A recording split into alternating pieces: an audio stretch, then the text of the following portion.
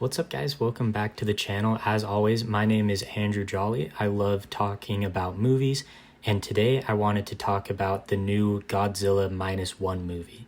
So Godzilla Minus One is the newest Godzilla movie from Japan's Toho Studios, their gift to the world, and I would like to thank them for this film. So this movie takes place a bit earlier than most Godzilla movies. It takes place shortly after World War II. The citizens of Japan are trying to piece their lives back together again, and it follows this young kamikaze pilot who kind of stumbles into a family dynamic, and then Godzilla shows up and he starts causing problems. Now, I really liked this movie. I really liked it because I'm not really nostalgically attached to Godzilla. Lots of people tell stories of how when they were kids they watched lots of Godzilla, but that wasn't really me. That kind of passed me by as a kid. I mean, I've seen Godzilla stuff. It's kind of hard to not in this age of time, but my constant Godzilla movies that I've had in my life have been the Hollywood Godzilla movies that were done by Legendary Pictures. And while watching those movies, I kind of came to the conclusion that, yeah, monster fights are cool and all, but Godzilla just wasn't really my thing.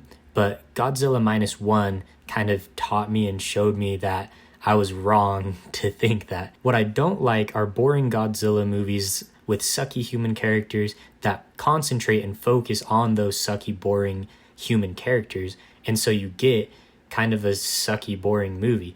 Case in point, Godzilla Minus One is a movie that concentrates on the human characters, and what you have is a movie that concentrates on a very human story based around love and the human spirit.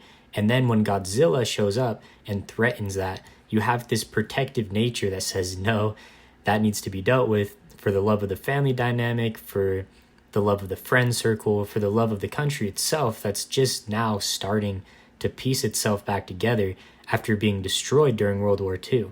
It's all a celebration of the human spirit, and it's so smart to put Godzilla in this time in Japanese history. Now, how is Godzilla? Godzilla in this movie is the monster. He is the problem. There's in a lot of the newer Godzilla movies, I feel like he's been the villain. He's been kind of teamed up. He's been helping the problem. But in this movie, he is the problem, that he is what needs to be dealt with, which puts our love right on the human characters, which, again, this movie does a great job of making you care for these characters.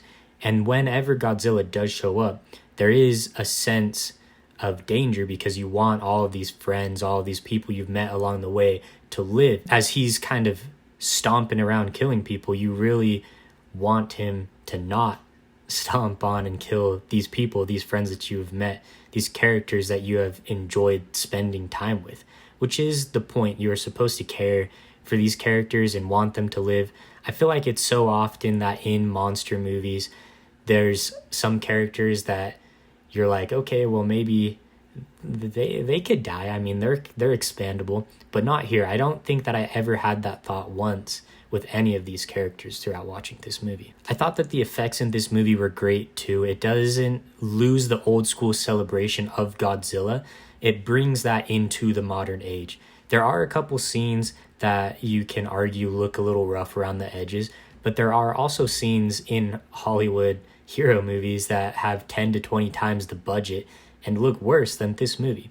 I was very shocked that this movie only cost $15 million, and I've never once had the thought of where did the money go? I feel like that question comes up a lot with bigger Hollywood movies nowadays. You look at the budget from some of these movies and just think, holy cow, like where did the money go? Who bought how many yachts with the budget of this movie? As far as movies goes, this is $15 million well spent. And as a cherry on top, the atomic breath has never been more epic in any movie featuring Godzilla ever. It kind of reminds me of the Death Star ray in Rogue One. Very fast, very precise, and with a nuclear output.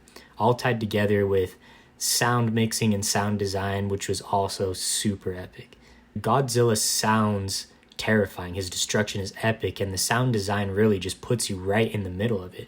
I just kind of feel like this is the kind of explosion that makes Christopher Nolan think, Okay, well, you might have won this great cinematic nuclear war of 2023. In the end, Godzilla Minus One is a celebration of Godzilla's legacy and shows audiences why this monster has persisted for 70 years. But what it doesn't do is it doesn't stop at the nostalgic feeling that you get from this movie. It goes beyond that. And it really works for me. Like I said earlier, I'm not really nostalgically attached to Godzilla, but Godzilla Minus One was awesome. It was epic. And in the end, it all comes together. It all kind of wraps up in a way that I thought was very fulfilling.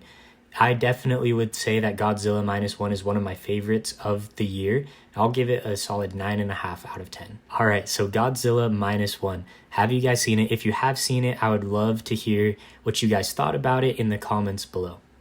Thanks, guys.